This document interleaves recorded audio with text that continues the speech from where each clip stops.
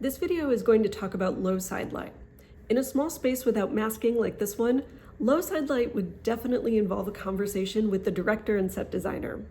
You hang low side light on a vertical pipe called a boom, and it has a heavy base on the floor. It'll really create a presence in the space and a physical obstacle for the actors.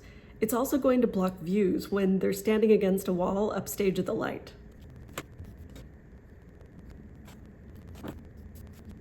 It probably isn't a good option for this show, but we're going to look at how to worksheet it. Like high side light, you worksheet these lights in elevation, and typically they're hung in 3 positions: head high, mid, and shin. And they typically focus straight across the theater, not at the actor's head. To look at their coverage, you draw the light on the pipe like this, and then use your beam template to draw the beam straight across the theater.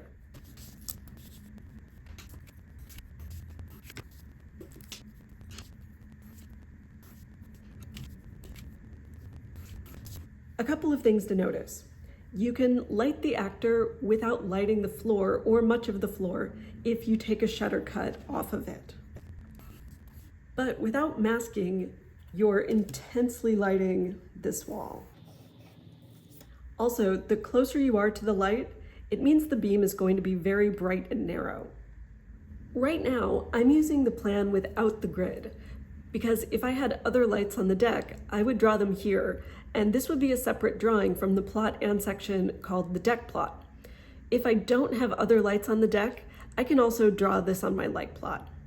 On the plot, whether it's your deck plot or your light plot, you show where the fixtures are from the top and then hatch or shade them in.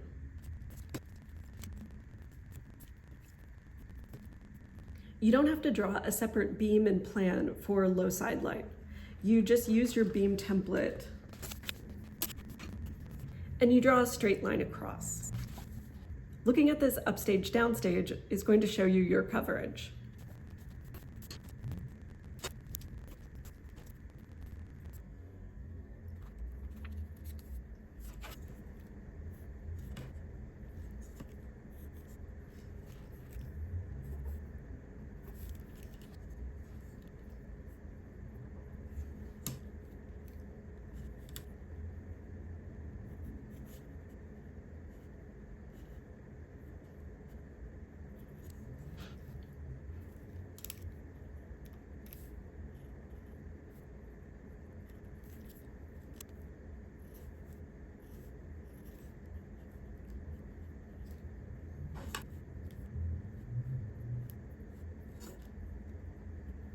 Notice that the units are pointing down, even though they would be pointing out in real life.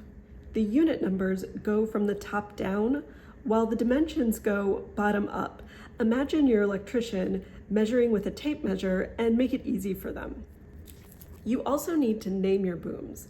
The naming convention is, this would be boom 1 stage left, this would be boom 2 stage left.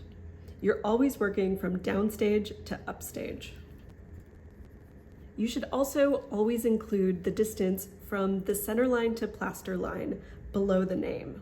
You measure this to the center of the pipe.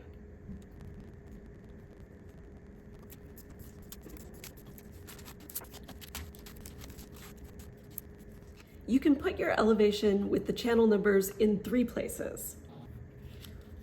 One is straight out from the boom in plan. Your final drafting will be bigger than your plan sheet to accommodate things like this. The other option is 45 degrees up from where your boom is in plan.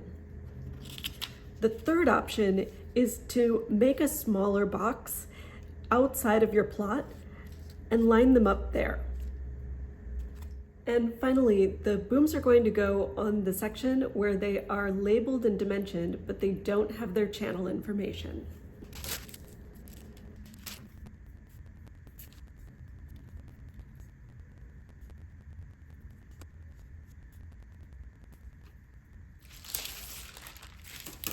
Make sure to pay attention to which way your lights are hanging from their side arms, if they're upstage or downstage of the boom.